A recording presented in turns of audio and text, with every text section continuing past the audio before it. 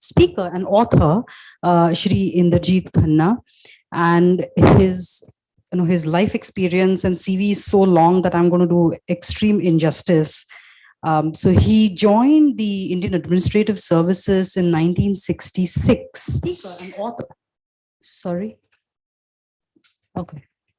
And he served as a collector, various districts in Rajasthan, then also the director of primary and secondary education, commissioner tribal area development, secretary of planning, energy, and also in the finance department. And interestingly, also spent 2 years here at IIMA as visiting professor from 1981 to 83. So we were sharing these interesting stories just before coming here. And towards the end of his distinguished career in the services, he also served as Joint Secretary at the Ministry of Rural Development, as Additional Secretary and Special Secretary in the Department of Economic Affairs, and as the Enforcement Director. And then he went on to serve as the Chief Secretary of the state of Rajasthan. And post his retirement, he was actually appointed as the State Election Commissioner. So, like I said, I think I'm doing extreme injustice by trying to summarize his, such distinguished career. And he's here to talk to us about his book, Flashes Before My Eyes. And all of us are looking forward to hearing from him.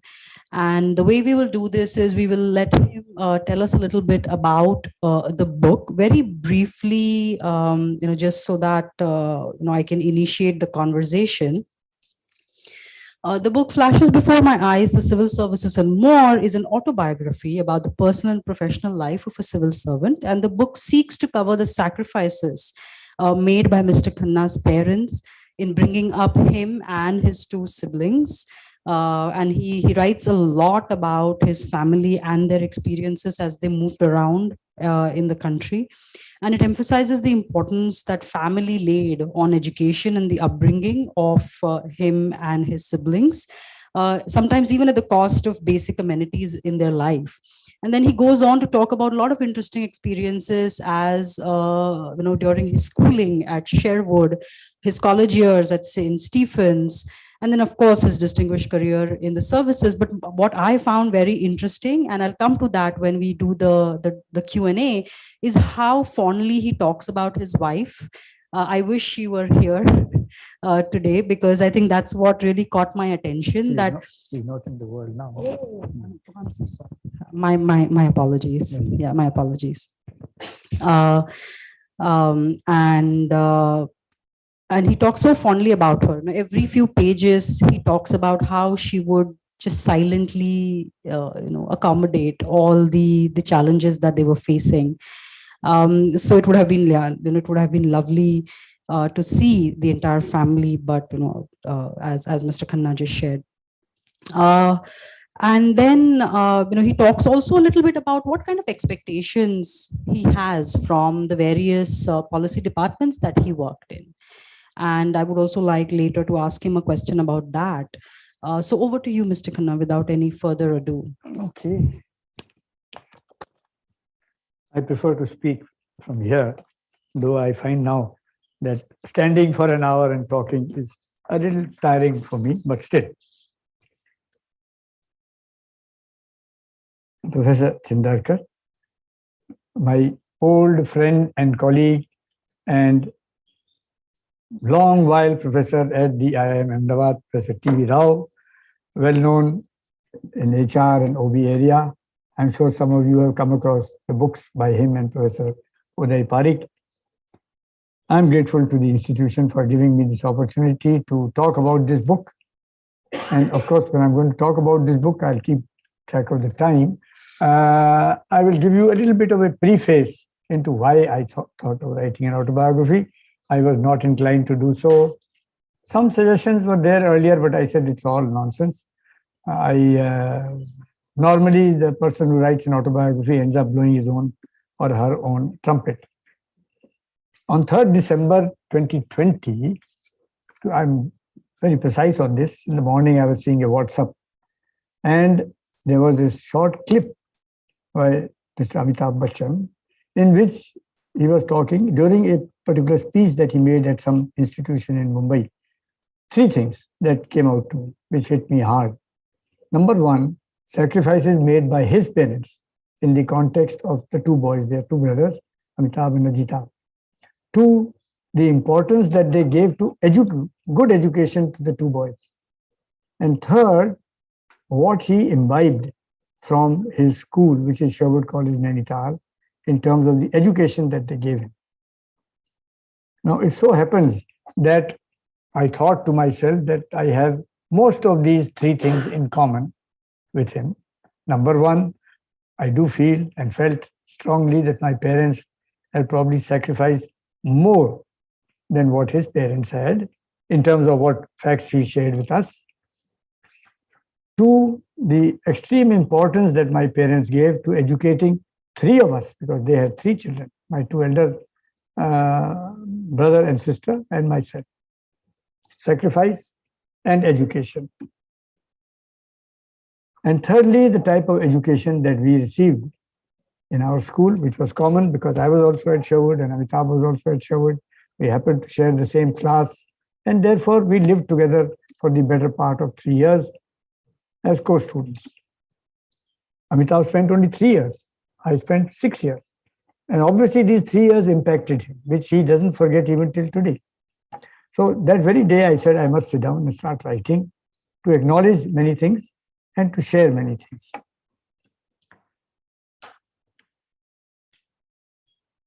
I also want to refer to two other important books which some of you may like to pick up. Obviously, they would be in your library. One is a book by Mr. Montek Ahluwalia. You must have heard of him. I am sure you could not have missed a name like that. It is called Backstage. He doesn't call it an autobiography. He says memoirs. And it traces, apart from his younger life, 40 years in the government in India when he returned from first England and then the US. The element of sacrifice by his father. Because it hit me also when I was reading it more recently. I had started my book already, but and Montek and I worked together in the Ministry of Finance for better part of 3 years. In college, he was just a year junior, but in the ministry, he was my senior. He was the finance secretary. I was the assistant secretary. But in his case, the sacrifice that he has related in the book of his father, who was in the subordinate account service and chose to forego his promotion to the All India Defence Account Service to enable Montek to continue to study in Delhi. Now, that's a big sacrifice, I know, because subordinate service is one thing in government, and the All India service or the central service is quite another thing. And it obviously was a tremendous sacrifice the father made to enable Montek to continue to study in Delhi Public School, later St. Stephen's College, and then, of course, Rhodes Scholars, Oxford, America, and so on. The second book that I would like to bring to your notice, and these are very interesting books. It's a person I don't know, the author. He is Mani Bhaumik from the state of West Bengal, born into penury, very, very poor family. This is the time of the Bengal famine, late 1930s, World War, early 1940s. He was a very small baby child, and he refers to his grandmother. Probably he was closer to his grandmother than he was to his mother. Maybe sometimes children is like that. Grandmothers are more indulgent sometimes.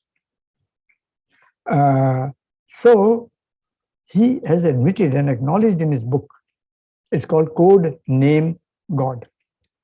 He has acknowledged that his grandmother, because they had no money, his father had become Gandhiji's follower, so was running away from the police, hardly ever came home. And the grandmother, he keeps on emphasizing, whatever little food came to the house would give him and starve herself. And he admits that she virtually starved to death. Now, these are the type of sacrifices that I have noticed. And I'm sure if some of you really start reflecting, you will find similar cases within your families too. Very, very important for anybody who works. I just learned from professor here about the difficulties she faced, the little baby that she has. These are struggles.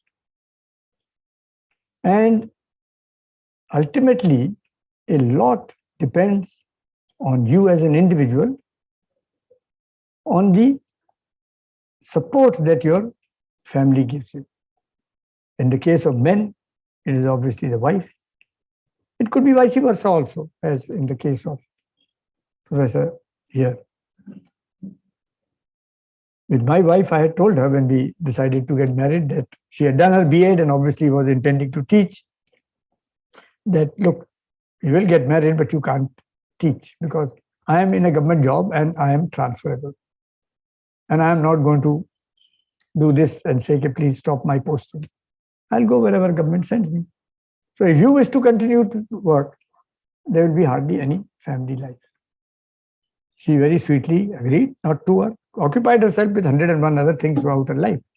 But perceptions change. When our daughter Sonali was born, and we both were discussing as she is growing up, we were convinced, I had changed my mind by then, that the child must work. Girl or boy must be well educated and must work. And she is working, though happens to have changed her profession once from the corporate world into just teaching in a school and enjoys it, whatever that may be. But the support that one gets, and particularly for a civil servant who is, 25 days posting, 6 months posting, every time you're packing your bags, going off here, going off there, is difficult. And if I can give you an example, when I was given the offer by Professor Vyas, TV had initiated me into it to come to Ahmedabad, and I was associated with him and Professor Ravi Mathai and Professor Uday Parikh in the project they were doing in Rajasthan. It was an opportunity out of the blue. TV was the first one who mentioned, why don't you take some time off? He mentioned, come on, what is called that? Some sort of leave and come. I said, well, leave, why should I take? But let me see.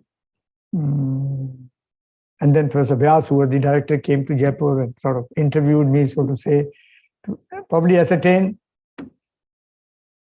I naturally had to ask my wife. Our daughter was just about 2.5 years old, not of much consequence at that point of time in terms of education. So my wife willingly said, okay. Now for her, and that's the type of sacrifice that I say, you may or may not appreciate while you are young, but later, in fact, many of these thoughts came to my mind as and when I was writing. I was not able to acknowledge, probably did not even say anything. I told her, I said, I have this offer. Would you agree to come to Ahmedabad? Ahmedabad was totally new. She was an Ajmer girl, married in, I was in Jaipur and Rajasthan, here and there, fairly big bungalows. In fact, the bungalow that we were in, when I moved from there to here, and I took my daughter and grandchildren just now to Vidyanagar, showed them the little flat, surprised them. Probably 20 to 30 flats would fit into that bungalow of mine. No telephone, no garage, no servant quarter, etc., etc. Just 3 small rooms. And my parents and my wife's parents used to come and stay with us. So there's a tremendous amount of sacrifice from your spouse to enable you to be able to give your full and everything to whatever little work that you are trying to do. Not the breadwinner, but certainly one who is the backbone. In this case, is the spouse, the lady, to enable you to work. No grudges.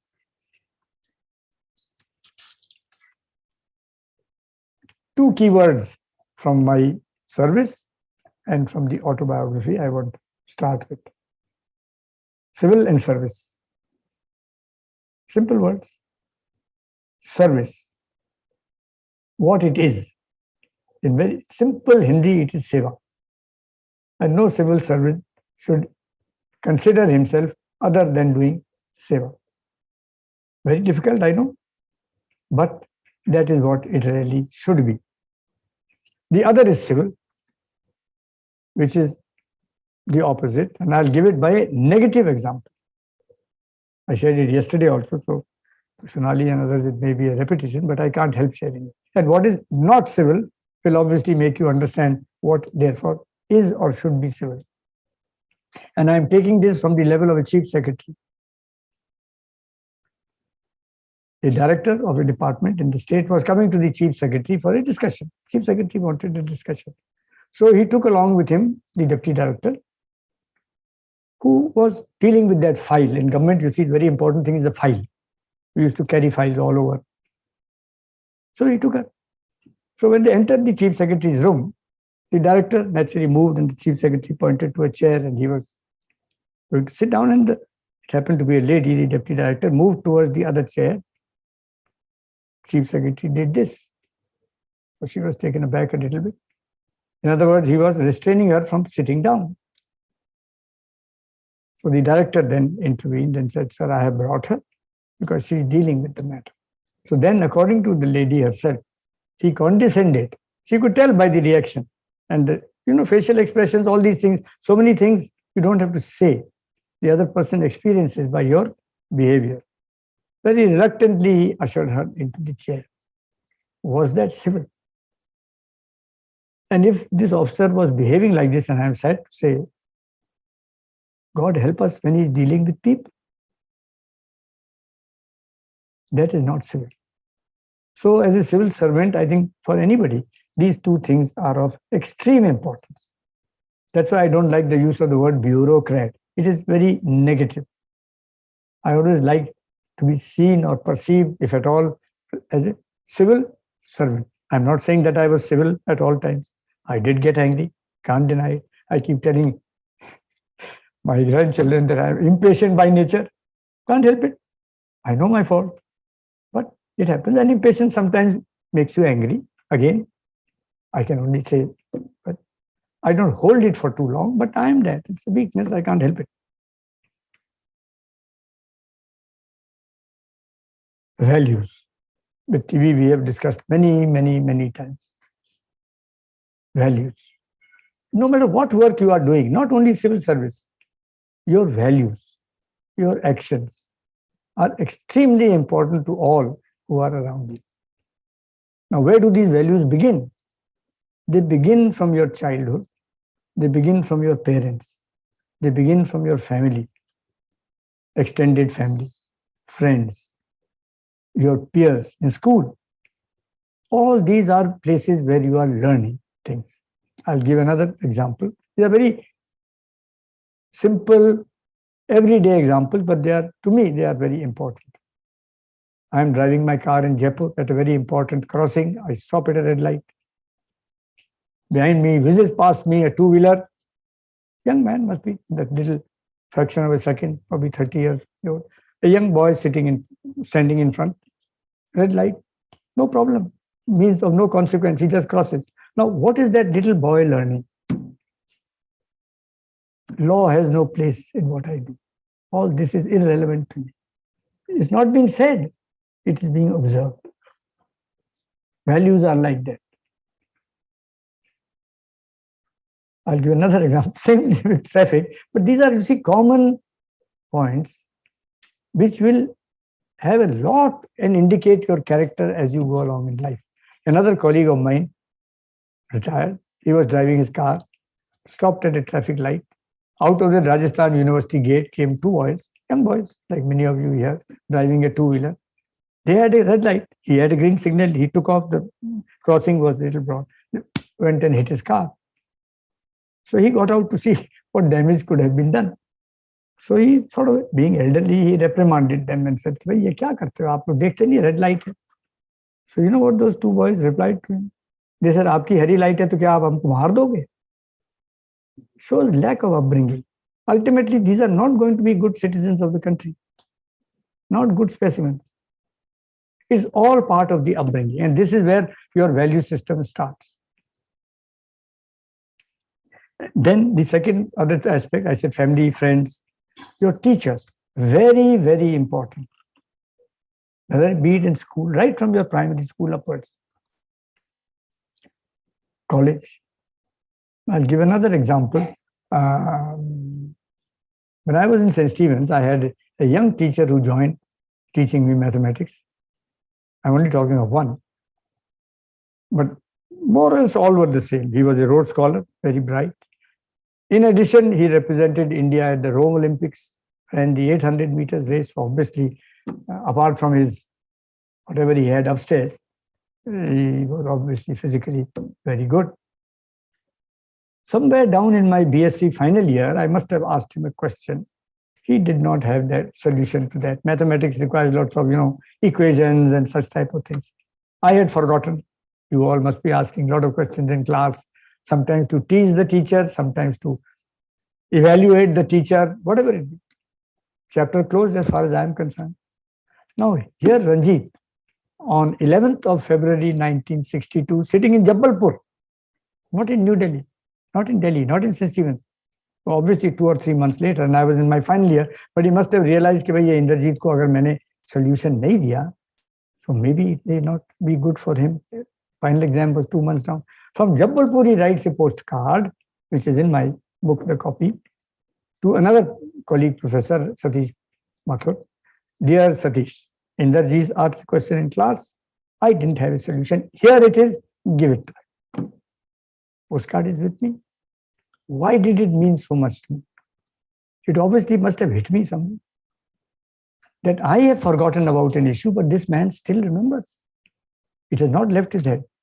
These are the type of teachers that we had. So they play an extremely important role in formulating your character, your personality.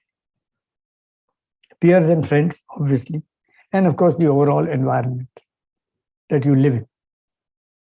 Chaotic sometimes, overpopulated certainly.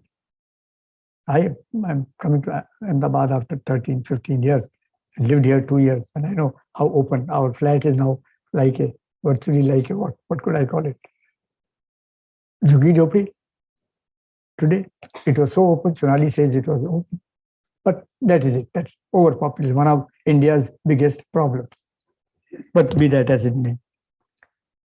But over time, I want to divide this period that we have lived in into 4 periods very quickly. Number 1, from 47 to 75, 1947 to 75. And there is a deterioration. I'm trying to use these arguments to say that there is a fall in the standards of national character. The younger generation will always say that these old fogies, they are cynical, they don't realize, but I'll try to explain that little point to you. Now, that was a period where there was a fervor because of the independence of the country. There was an aura. And then in that time, there were also 3 wars. I'm not arguing that we should have another war now to improve the standards of the national character to which it has fallen. No, but there were 3 wars, 62, 65, 71. And I know we went through, we were young, school, college, the type of atmosphere that prevailed at that time. Today, God forbid, there was a war. I don't know how many of us would keep the blackouts, how many of us would observe the curfews, how many of us would, do many things that are required. So that was one very solid period, as the result of which that national character, which was the freedom struggle and such things, came and was to some extent imbibed by people who lived in those times. And then came the emergency. The second period is 75, 79. Not a very nice period. And deterioration, according to my assessment and some of the people that I talked to, started.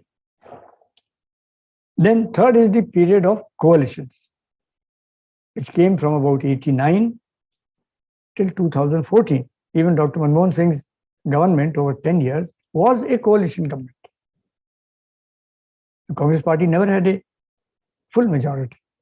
A long period of coalitions, and sometimes we used to feel that a coalition government is going to be a weak government. And now, from 14 till today, 7 years, it's a government which has I can't say thumping majority, but a certain majority. And still people are unhappy, and to an extent, sometimes rightly so.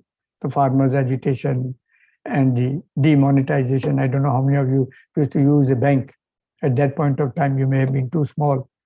It was terrible. You couldn't get your own money out of the bank. So I have felt that there has been a deterioration in the standards of things that were done over a period of time.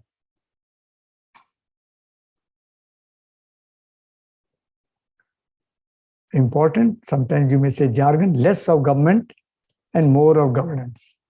What is government and what is governance? Government, according to me, I am not a theorist.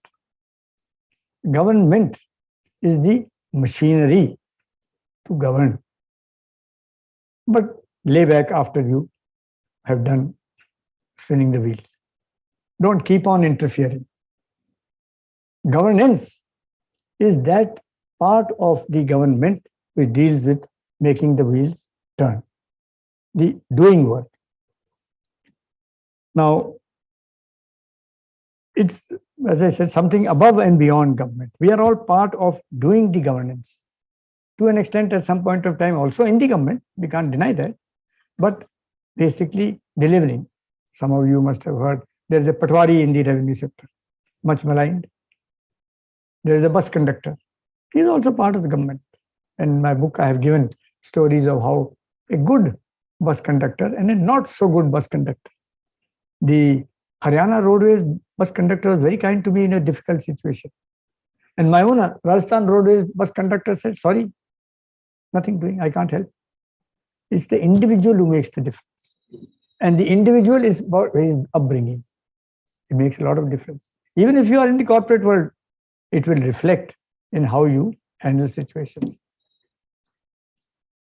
So what should government be like and what should governance be like? It has to be participatory, and that is why democratic decentralization, handing over power to the elected bodies at the grassroots level, which we call Panchayati Raj institutions or municipal bodies, is at the crux of this whole system of governance. It has not taken place, but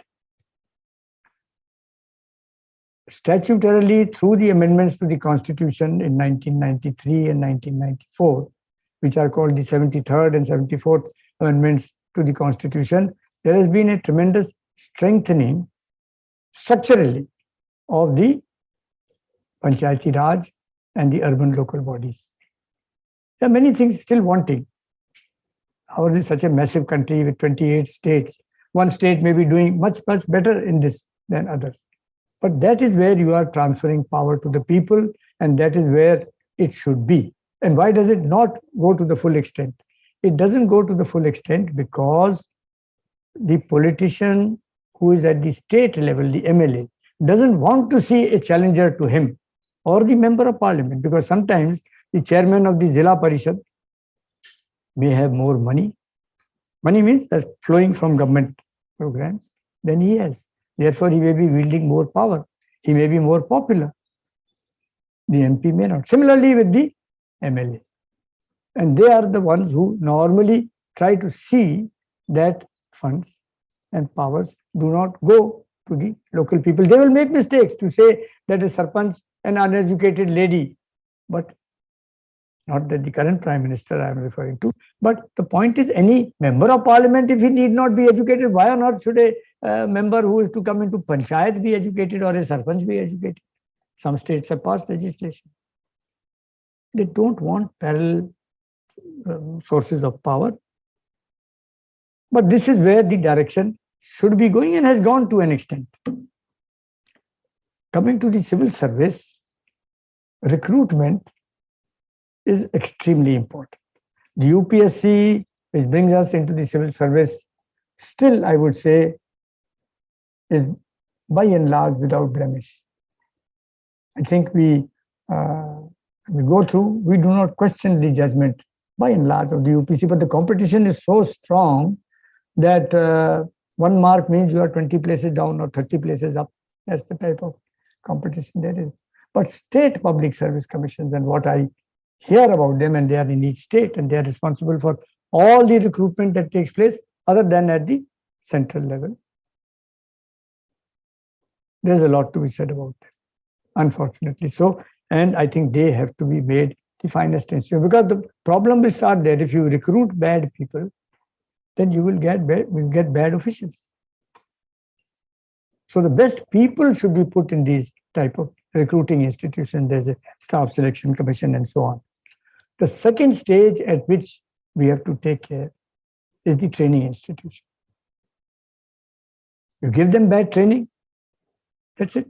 The rest of the 35 years of their working life, they will be bad human beings, they will be bad officials or workers. Those 2 years of training are critical. Therefore, the trainers must be the best that the country has. And why not? But no. Right from our academy at Mussoorie down to whatever state public administration, you will have people who feel that they have been put on the shelf when they go to these institutions to work as director or on the faculty or other. They don't take interest. As an argument, I really would like, for whatever is worth, to ask the central government, name me a single director who was appointed at the Mussoorie Academy who has become in 75 years the cabinet secretary, which is the highest post in the country, one in the country, not even one. That means you are putting officers who may be good, but they are not the top post. Even one you could not find who would be a cabinet secretary in this country in 75 years. I wonder. So the best trainers of all types, I mean, they are academic, they are from the civil service, wherever. The trainers have to be best. Then only the training will be the best. And government, I can tell you, spends a lot of time and money. 2 years in our case. Lakhs of rupees are spent on us, even our salaries when we are on probation. Extremely important. Because unless you start on the right foot, you will never get ahead. My director in the academy, I must give you his example. He was from the Indian Civil Service and from Maharashtra cadre. My name, Pimpotkar. A great stickler. Sometimes it used to irritate us. The door is closed at 9 o'clock. There's a clock outside. You're not here. I'm not interested in what your clock says. Door is closed. Out, you get your half day's leave to start with. Otherwise, full day's leave. If you repeat, and so on. Maybe leave without pay also. This brings in discipline. We don't forget. He was always on the riding field with us. He was doing the PT with us. He used to come and take classes. So everything, he was totally involved in our training process. That is what a leader is all about. If he happens to be as a leader in the training institution. When I left my training of 2 years and was going for my first posting as what we call a sub-divisional officer, to a subdivision on the border with Pakistan, Rai Singh Nagar in Ganganagar district, my collector, very, very good man, told me, remember 2 things. And I remember them till today, which is 50, 60 years ago. Obviously, it must have gone in somewhere. So I have not forgotten it. Number 1, simple advice. Never criticize your predecessor. There's a weakness. We think we are always better than the person who was there before. Number 1. Number 2, don't make changes immediately. There's a desire. You want to do something quickly. ये ठीक नहीं है, table को बदल लो, ये file system ठीक नहीं है. He said, don't do anything. Just observe and do your work on a daily basis. After time, when you have settled down, then think of changes. Now, this is a very simple advice, but it has stuck. And I think it's good. How much I practiced it is a different matter, but it has stuck. There is this constant controversy of a generalist versus a specialist. Criticism. What are these IAS officers? They are generalists. They don't understand. Today, I am collector of a district, handling everything from a fire to a famine to election to census, God knows what. And suddenly I become director of education. Not the slightest idea of what, well, I've been through 11, 12, 15 years of school and college, but that apart. So there is a criticism in public. Sometimes politicians also criticize us.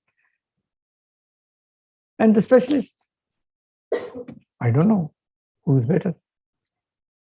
But my thinking, and if I can say the tuppence that it may be worth, advice in the matter is, if our 35 years of service in the service is divided into 3 compartments.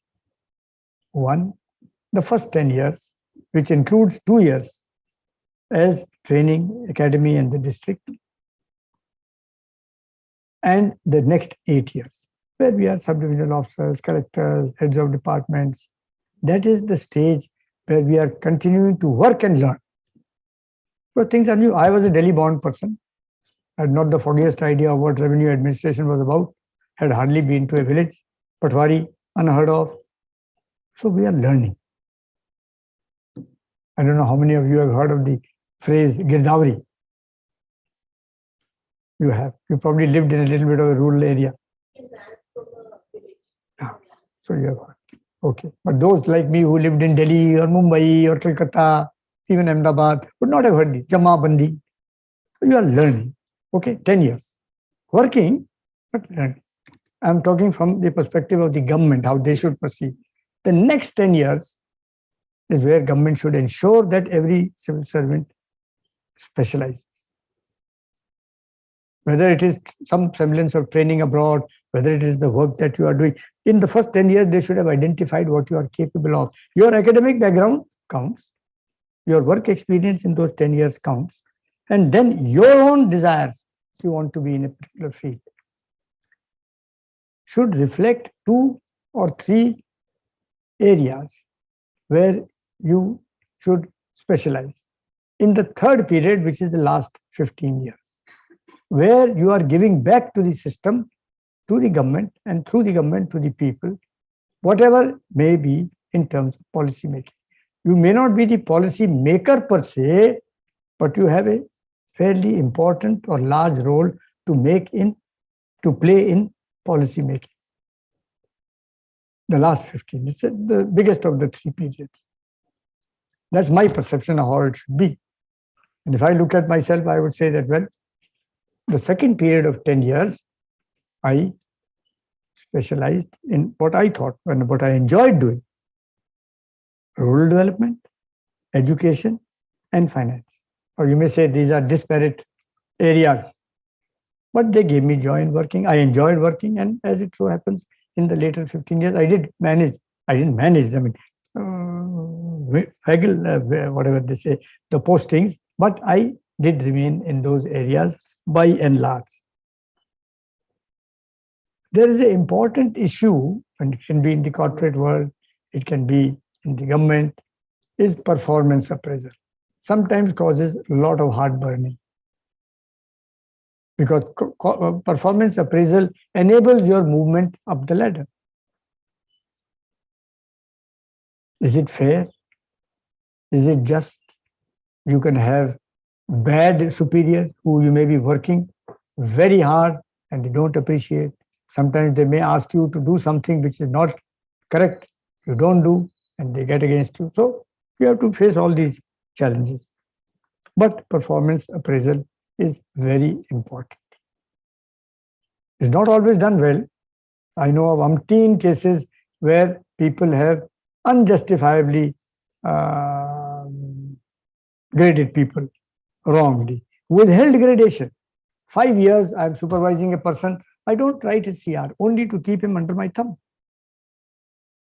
And when his 5-year period or my 5-year period is finishing, I'll write all the CRs. In that 5-year period, he's under my thumb. And he knows it because his ACR is not gone. There are unfortunate cases. The monitoring system is not there. On paper it exists, I know, but it doesn't operate. I'll share an example in which the institute is involved when I am involved. TV was also there. From here, 6 of us used to go out in what we called a rural development project. 81, 82, 83. Professor Ravi Mathai, Professor T.V. Rao, Professor Uday Parikh, Anil Gupta, Ranjit Gupta, Kirja Sharan, Manu Shroff. And we had chosen 3 districts: Banswara in Rajasthan, Panchmahals in Gujarat, and Jhabua in Madhya Pradesh. All were adjacent districts, tribal districts. And we said we are studying the tribal administration in those states. So one of our visits, and we used to go in Ravi's Matador, and we all huddled together. So we had to talk about things. So on that visit back from Jhabua, we said, let us evaluate the performance of the collector. Collector is the kingpin in the district. Young man, I suppose 8-10 years. So we had asked him for time, as when we are winding up our 3-day visit, we always go to his office. He said, please come to my house at 6 o'clock. I'll have more time for you. We did. We sat with him for 1 hour and we left. We told him what we had done, shared some things, got his views, and we were driving back from Jabua to Ahmedabad, 6-7 hours. Somehow the issue of performance appraisal came up, and we said, let us evaluate the collectors and his performance. Okay, we all did.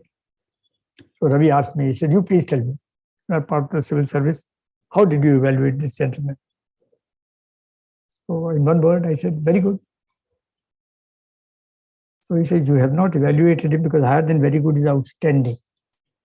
You have not evaluated him as outstanding. Now see the perception of that man, Ravi, Professor Ravi Mittal, your first director incidentally here. And you step down after 5 years saying that I do not want to continue. If the institution wants to keep me as a professor, I would be only too happy to serve. But 5 years is enough for me. I'm not going to stay more than that. In any case, that's apart. So Ravi tells me, he says, you downgraded him because you saw that government vehicle come. The lady, we were sitting in the lawn, so obviously vehicle which came in, lady got down, 3 children got down. Obviously they had been somewhere, it was evening time, 6 and 7 p.m. Must have gone either to the market or to meet friends, and that was a government vehicle. Should she have been using the government vehicle with the family? But you have been unfair in your judgment. I said, how? He said, look here, this official who is meeting you after office hours, he could very well have asked you to come tomorrow morning. If you want to meet him, stay back. If you don't, then go. In any case, he's 24 hours on the job, because there's a fire, whatever there is. He is the first person who is told from the headquarters, go there, have a look at what's going wrong. Then why grudge him the use of this government vehicle? On payment if necessary, though he said, I don't agree with it. It is the government's fault, which is creating, and unfortunately, sometimes even there is public criticism of the misuse of a government vehicle. It's become minor now because it is so much misused, I suppose, but that apart. But the perception in the performance appraisal, which Ravi had, was far superior to what I was doing, which was narrow-minded, because I had been taught in the academy that you not only have to be honest, you have to be seen to be honest. And I said that was not being seen to be honest. I was wrong, probably, doesn't matter. But there are things of perception. And that is where performance appraisal, according to me, because that affects the life of the individual who's working. Anyway, reward systems. Again, corporate world, I know my son-in-law works 20 years now. He has been in the corporate world. It all goes with your PLI, performance linked incentive. Lots of money comes your way depending on how you are graded. And it's well accepted in the corporate world. It can't happen in the government. Government is too huge a system. Too much of, let us say, bending over backwards to please your boss would come about. Monetary incentives, I'm talking of. But there are umpteen other ways to indicate the annual performance of appraisal report is always there. But there are umpteen other ways to evaluate the performance of an employee, which will indicate to you that he is doing extremely, extremely well. My former chief minister used to very often tell me, Bhairu Singh ji Shekhawat, आपकी सरकार में तो ये गधे और घोड़े सब एक तरीके से चलते हैं. I hope you understand that much of Hindi. A donkey and a horse, stallion, they work in the same speed. But they are all rewarded equally. In a lighter vein, he used to say. Postings and tenures in government don't take place properly, are haphazard. Unfortunately, they should not be.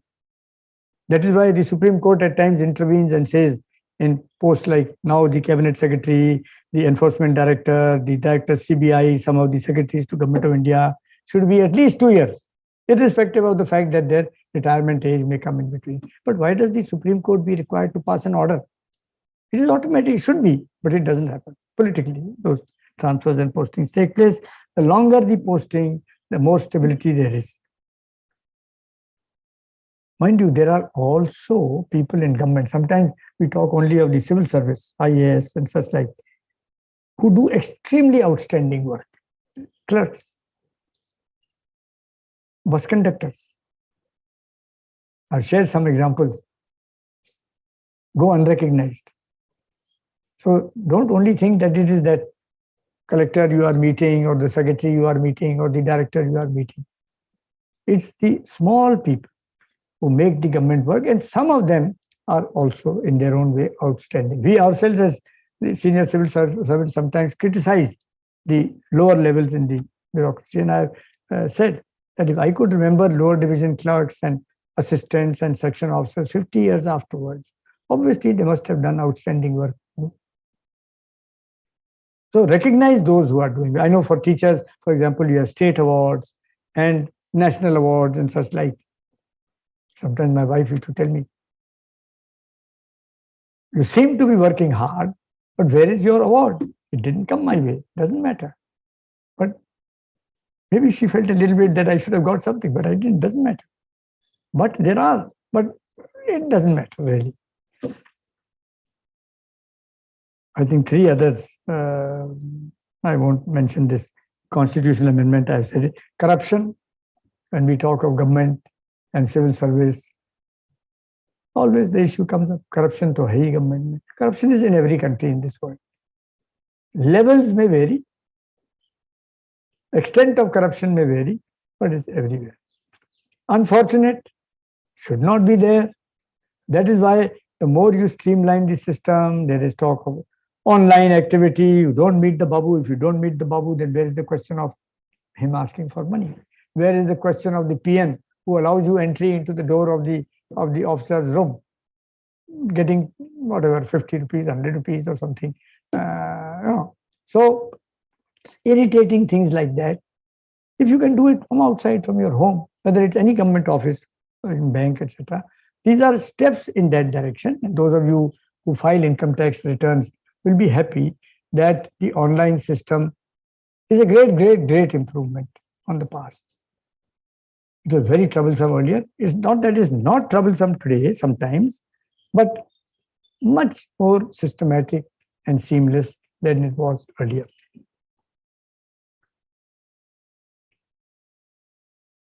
How do we try to overcome? You will say, sir, you have said corruption, but बताइए कुछ हो भी सकता है कि नहीं? Well, number one, we must get politicians who are better. That's where things start. A politician who sets the example is obviously going to get better people down the line. I'll share one case with you. We had a chief minister by name Barkatullah Khan way back in the 70s. He was a cabinet minister at that time in Rajasthan. And this is, of course, not mine, but related to me by one of my colleagues, who was an SDO at that time in Mount Abu, nearby.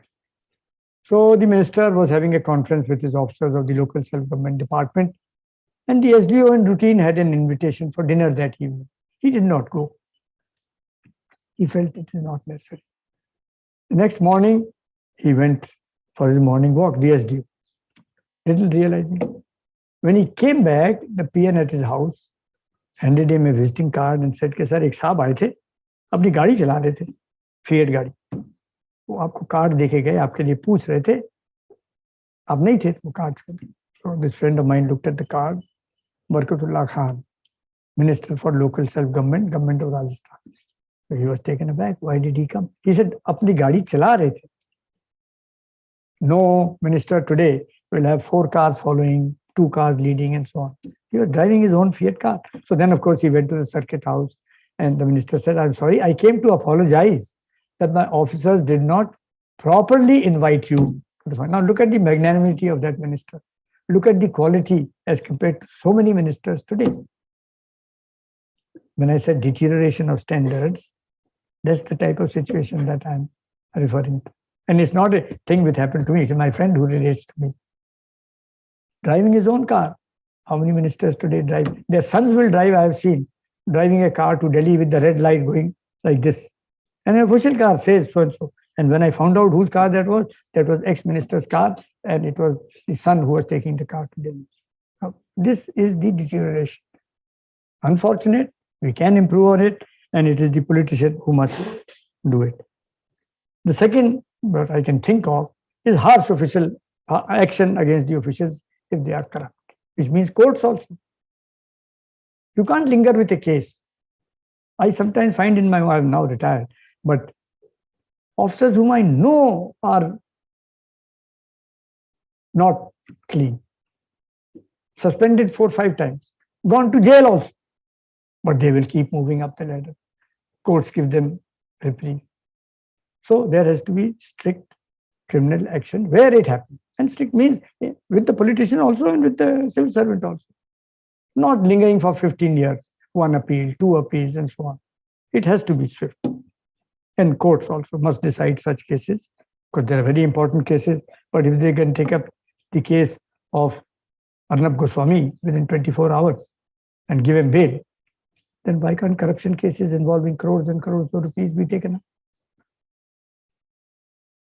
Political interference, again, you all will ask. Yes, simple answer. Yes, there is political interference. But that is, in fact, I won't look at it as interference. It's the job of a politician to bring problems to you. Even though he may not be a minister. If he's a minister, he still has his own constituency, his own party people. But it is for you to decide on them. And when it is not right, it has to be told. If it is brought in black and white, it has to be told in black and white. If it is brought by word of mouth, you will say then, how do you last out? Well, you may not. But what is the worst that will happen to you? And that does happen to some people. You are transferred. You are put awaiting orders. No job. Very rarely you will come across, I don't know, that you have been put out of job. Out of job means sacked, because that requires a due process by law. So why can't you take it that way? And let me tell you that politicians also know very well where you stand. So first of all, many such unfortunate requests may not come to you. And if they come and you hold your ground, you are not likely to suffer. That's my feeling. There are many examples. I will not go into them in detail.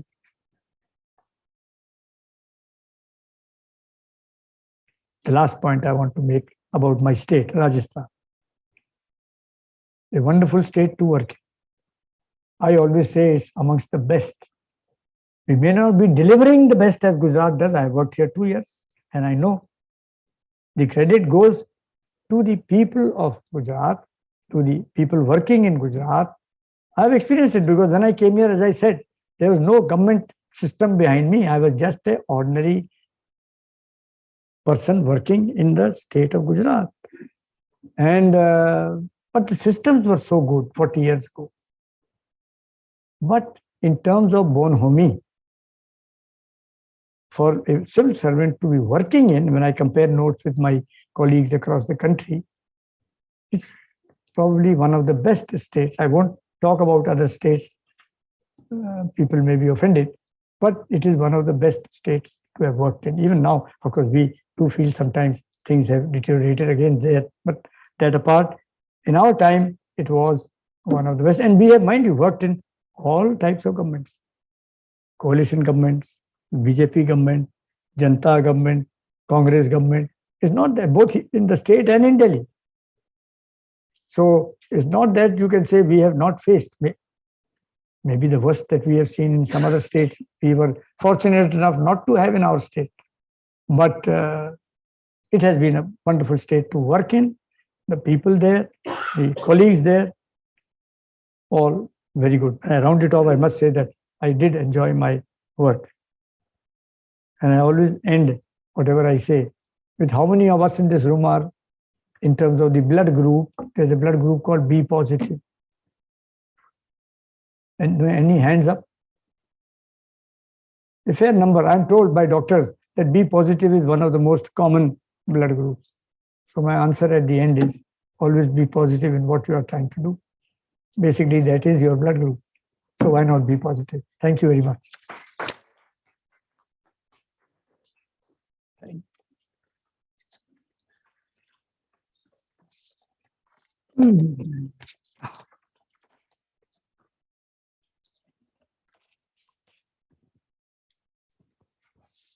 Thank you so much, Mr. Khanna, for that excellent overview of the book and of your experiences. So we already have a few questions coming in. This is a question that we have from Mr. Narendra Sisodia. This is because this event is also being live cast. Narendra is my colleague from Jaipur. Okay. So it's also to do with, you know, some of your own personal experiences working with politicians. So most civil servants have to deal with at least some difficult politicians in their careers. You seem to have escaped them. What explains this? Just good luck or some personality traits? No, I have not escaped. It's not that I have faced difficult circumstances, but one thing I forgot to say. There's somebody above who is protecting you at all times. As I said, the first stage of protection, it might be your chief secretary. If you are a junior officer, he will protect. It will be your chief minister. I have seen Bharat Singh ji umpteen times protecting civil servants who are doing good work, who had done no wrong, were unjustly attacked by politicians. You have a layer which protects you. And if even that fails, it's the Lord above, according to me. That's why I mentioned that book to you when I started, Code Name God. These are the last 3 words of that book. It may be fortuitous. I've given examples of, I will not give that incident, all right, it's in the book. During president's rule, and I'm sure you know all about it, the governor is the government, okay? Because there's no cabinet. He's not answerable to anybody. There's no legislative assembly. We had a governor, I've used a polite word, a hard taskmaster, a tough man, okay? But he was a brusque man also. He didn't like you, head is chopped off. He told my friend, the one Barkatullah Khan, he was SDO, then he was, at that point of time, he was Home Secretary. He asked for some transfer, the Home Secretary told him, sir, these are the reasons I can't. He didn't want to take no for an answer. He told the Chief Secretary, tomorrow morning, the Home Secretary will not sit in the office. You know? Many people face that, the ire of the governor. Tough time. All governors work from Raj Bhavan. They don't come to the Chief Minister's office. He was one who wanted to show that he, from your home state, Chenna Reddy. Oh. So he used to come to the Chief Minister's office, danda in hand, sit down, and of course, do all his work there. I don't know, I was Finance Secretary, not a very unimportant post. Home Secretary and Finance Secretary are reasonably important posts. I was already Finance Secretary. Bharat Singh ji had made me Finance Secretary. I continued. But I was not kicked out in 6 months or even another 6 months thereafter when new governors came. And the personal physician to the governor used to tell me, well, friend, common, you're from the SMS Medical College. Ye Khanna sahab, aap kaise bach jate ho? So I said, I don't know. He said, aap unko file pe bhi unke decision ko kehte ho ye galat hai. There is, I have mentioned. There was a contractor who was L1 and we gave him the contract. And after some days, the governor said, cancel this contract and give it to L4. We said, how can we give it to L4? L1, L4 means the lowest and the fourth lowest and so on. In any case, it is mentioned here. But my neck was not chopped off. I don't know why. Somebody must be there who is protecting me because there was no chief minister at that time. Another was a foreign party who came, if Narendra is hearing, about it. Lignite thermal power plant, big investment. Recommended by Power Secretary in Government of India and Bharat Singh ji, and there was President's rule was not there. First agreed to meet them. Then when I went and explained with the Chief Secretary, I said, these are not desirable people. So he quietly walked into the assembly and told Chief Secretary and the chairman and myself, he said, you please handle him and send him away. So that was it. But when the governor came in, again they approached. And I got a summons that governor wants to meet them in New Delhi tomorrow, and you are required to be present. So I knew that maybe heads may roll. So I got sound advice first, because I went to the advisor. You know, there's a layer, and that advisor is there. So my advisor was a very good officer. And I asked him, I said, sir, I'm asked to go. I will go. What do I do? This is the matter. So he said, meet him beforehand. Explain everything to him, why you have your views. Go to the meeting, keep quiet. At night, I met the governor in Jaipur and told him what was my view and the background and why I had a certain view. Next day at 6 p.m. in Jodhpur House, that's where the governor and the chief minister stay. The party came in, Australian party. He gave them a cup of tea, hardly any words were exchanged. After 15 minutes, they left. Chapter closed. Now, probably, and my advisor's advice to me was, don't enter into any conversation which may appear to be a contradiction with what the governor may be wanting to say. Some very sound advice. That was it. I don't know, providence, whatever. They had come with an ulterior motive. I know that. But as I said, just my luck, you can say, but I don't think it was luck. Upar wala. So we'll take some questions from the floor.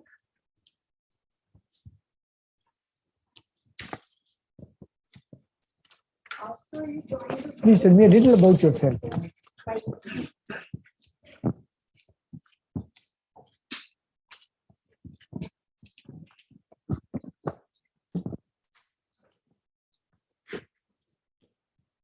Good evening, sir. I'm Santoshi. I come from Chennai. So before joining here as academic associate, I was working as faculty, member of faculty in Shankar IAS Academy. I was teaching there. Shankar IAS Academy? Yes. Training institution? Yes, sir. Unfortunately. So I've never gone to any such institution in my life. Okay. A, because my parents could not afford it. Okay. So you described yourself as impatient, sir. I know it's my weakness. I know it. Yes, sir. And you joined the service very young. So you would have had subordinates who would have been older than you. Yes, much older than you. So they may not have obeyed you at once. And how did you deal with that? How did you make them take your orders? And my second question is that, sir, your colleagues who were in the same rank as you or your superiors, they would have been much knowledgeable than you when you joined the service. So how did you deal with that? You would have also had days when you felt that you know lesser than them. So how did you deal with your superiors or your peers who were on the same, like rank wise, they would have been the same as yours, but they would have had more knowledge because they would have been older than you, having more experience than you. First question, yes. Let me say that, that's why I said Rajasthan, I concluded by saying it's a wonderful state to have worked. Subordinates were never insubordinate. They were very respectful. So while, for example, my first posting in the state secretariat as a deputy secretary, there's a paragraph where I have mentioned right from the lower division clerk to the section officer. And I have acknowledged that they were a great source of help to me in understanding the nuances, the laws. See, we may not know all the things. Therefore, we must keep ourselves open to hearing from them, interacting with them. And that's why 50 years down the line, I still remember each one by name. They must have had some impact on me. They were not disrespectful in Rajasthan as a state, by and large. Superiors, yes, they do have more knowledge than you, but sometimes they don't also. But you can't say that you don't have as much knowledge as I have to your superior. You have to be more polite. But where they have more, for example, take Montague's case. He was my finance secretary. He was 1 year my junior in college. But he had a lateral entry. He had become finance secretary. So I had to respect him in every way. I never called him Montague while we were in office. Never. Always said, sir. So I can't, digress or go beyond a certain line. At the same time, he gave me all the respect. When I joined, I still remember, I went to him and said, I have arrived. He took me himself. Now, that is his greatness. To the room of all the three other secretaries in the Ministry of Finance, introduced me to them, and then came and showed me my room. Now, that is the boss. My younger from me by 1 year, junior in college, but my superior. And definitely in terms of knowledge of the finance world and the economic world, I was not an economist. I am a math student, simple science type superior, but always welcome, always able. And I know umpteen industrialists who would come to Montague, because I was dealing with what we call external division, external EC, inflows and outflows, both. And that time we were very short of foreign exchange. Our BOP was something like, I don't know, a couple of $1 million. So we had the external commercial borrowings going out, aid from World Bank, borrowing from IMF, bilateral assistance, all that. So Montague told me once, in fact, an industrialist wanted to see me, I was out. I have not named him in the book, but I have said one of the czars of the industry. When I was away for a meeting, and this was within 3 weeks when I came, my principal private secretary came to me and said, sir, so-and-so has called up from Mumbai, office of the gentleman. He had not called his office. He wants to come and meet you. I was taken aback. I said, I have no matter I have seen in my last 2-3 weeks relating to this huge conglomerate. So in the evening, Montague's room and my room were next door. So I was going to him. He was not coming to me. I was going to him invariably 2-3 times a day. So in the evening, I went to him. I said, sir, I have received this message. What do I do? There's no matter pending. So he said, Inderjit, look, we have now come into economic affairs. People will come to you. He's asking to come to your office. He has every right. Meet him. And then do what you think best. The gentleman did come and he told me, he said, I have no file to discuss. But you may be carrying, since you are new, certain wrong perceptions of my group. And I want to take this opportunity. He had brought his wonderful laptop or whatever it was at that time. And he took about 40 minutes to explain his big industrial empire and how it was functioning. Then he went away. He said, I've come to discuss no file. Now, Montague's advice was very sound. He told me, no, that's how a boss should be. Thank you, sir. Do read his book, some of you, backstage. Those particularly, you see, it's taken the economic history of this country in the last 40 years. He's been involved in 1979 till 2014. Professor Rao, would you like to ask a question? Nice of you to have got me to sit here. Mr. Khanna, we all call him Inder. I think I can continue to do that. Well, my friend calls me Titch. So it doesn't matter. He has now sent the cat among the pigeons. Our association is now 47 years. Is that right? I think it's 75. 1975, when Ravi, Mathai, Uday Parikh and I constituted an education group, and he was director of primary and secondary education there. And our job was to help the government of Rajasthan implement a high power committee recommendations. The issues are no different than what it is today. Magnitude was different. How to get the girl child to be educated, how to ensure school enrollments go up, and how to get more children to schools and things of that kind. And we discovered one of the things when we went around the state asking his deputies, joint director, education, deputy directors, all of them, DEOs, they all said 80% of our time goes in teacher transfers and location of schools. And these are all driven by so many.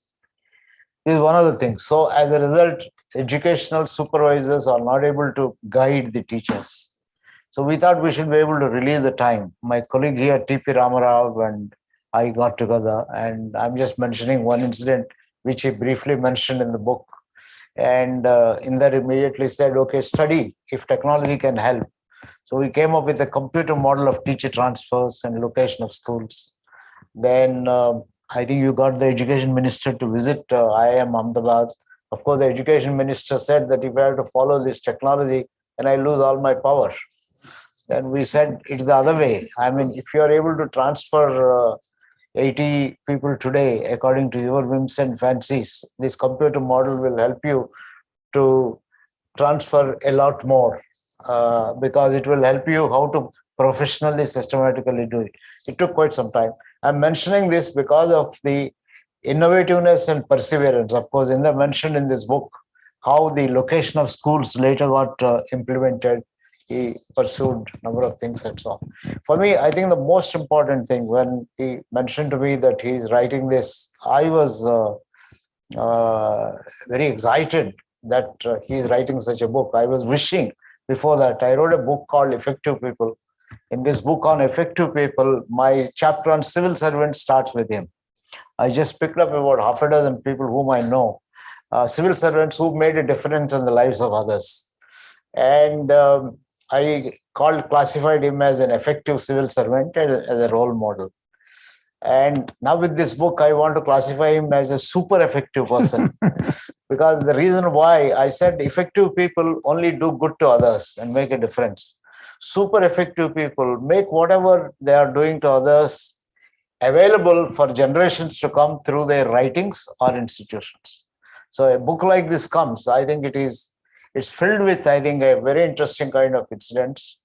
And the way we looked at when we got this manuscript was it describes in detail what you are likely to encounter in at least a dozen different roles that you perform as an IAS officer, starting with district magistrate to tribal commissioner to director of primary secondary education, UGC secretary, joint secretary, secretary planning, chief secretary, and so many. So we said it's a good way if you simply can look at each of the chapters where Inder has described the kind of encounters he had. We can put them into activities and then look at the competencies. What are the competencies? In fact, I was suggesting there is a commission called Capability Commission appointed by the Prime Minister of India to look at the capabilities of civil services across.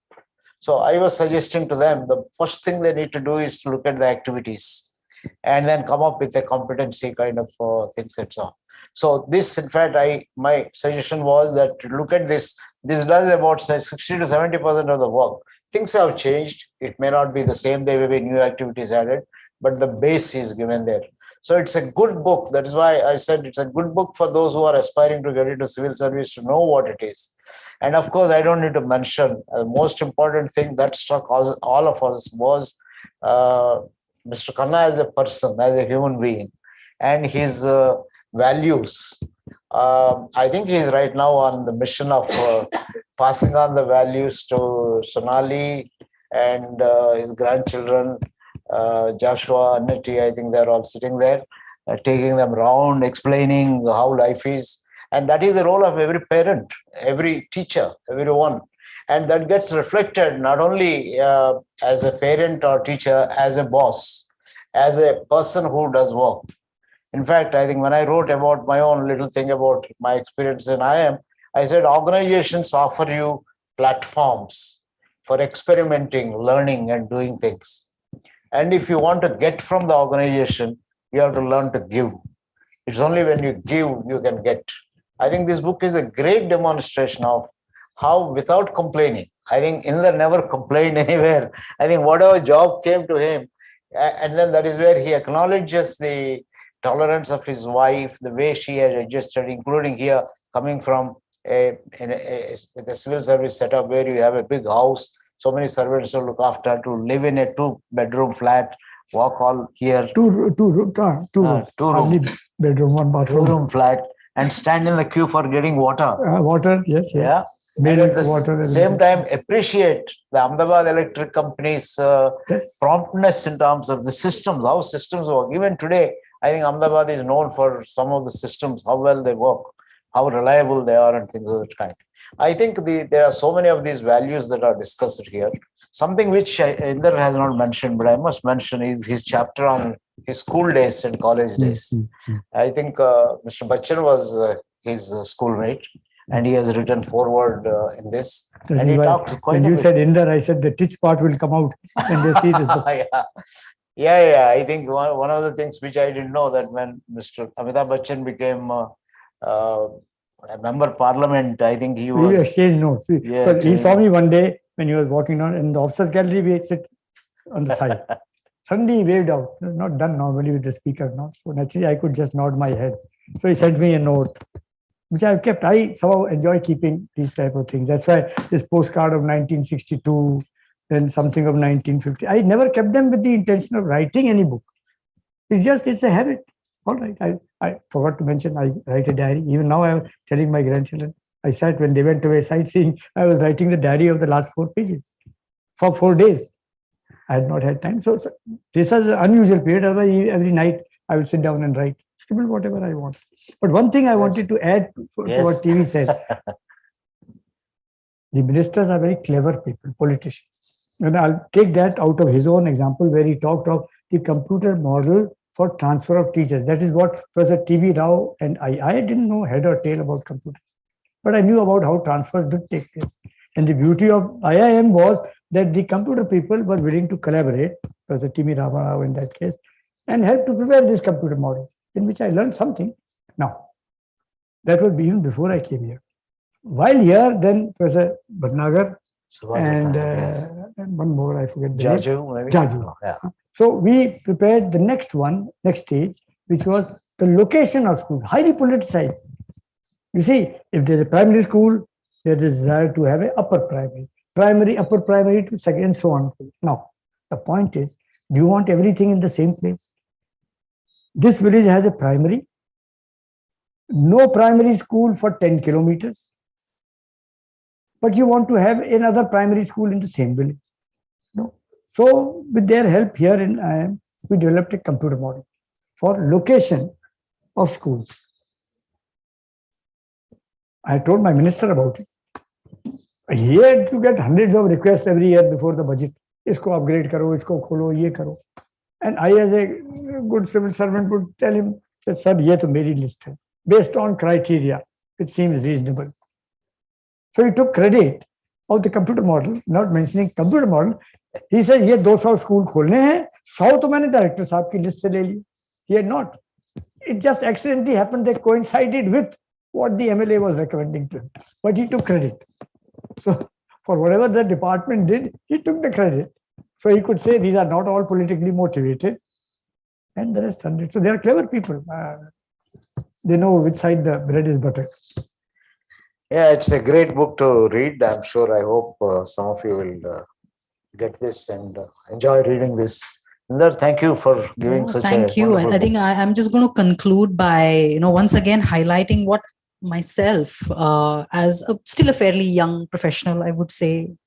So one of the things was definitely family and values and what you pass on to the next generation, which is highlighted throughout the book, and how much he appreciates everything that his parents, wife, children have contributed.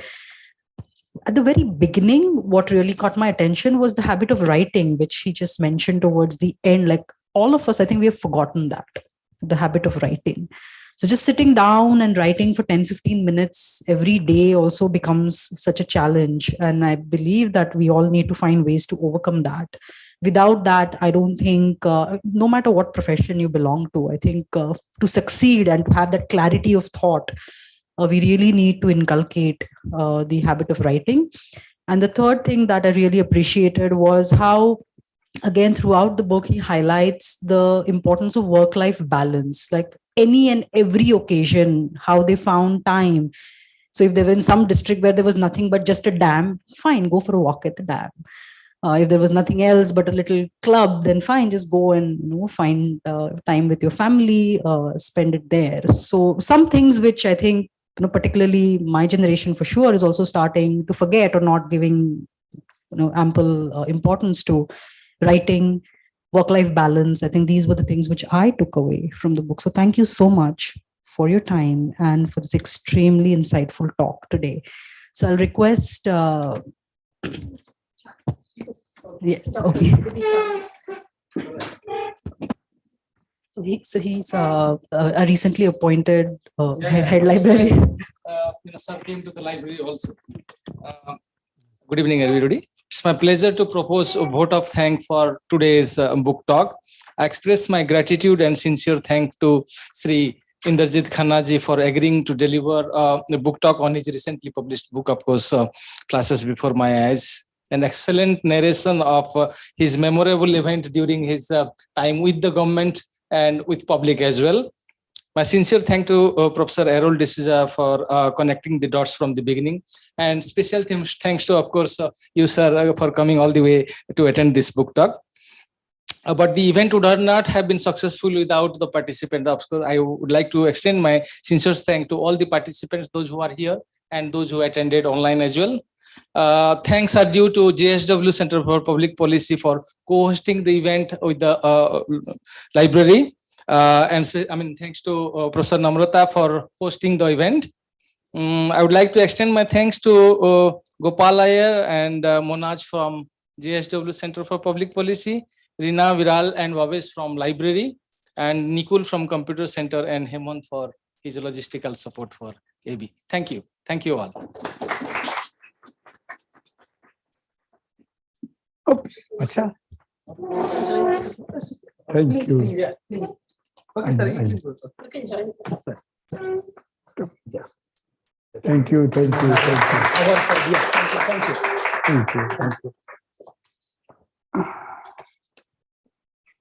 Okay, I think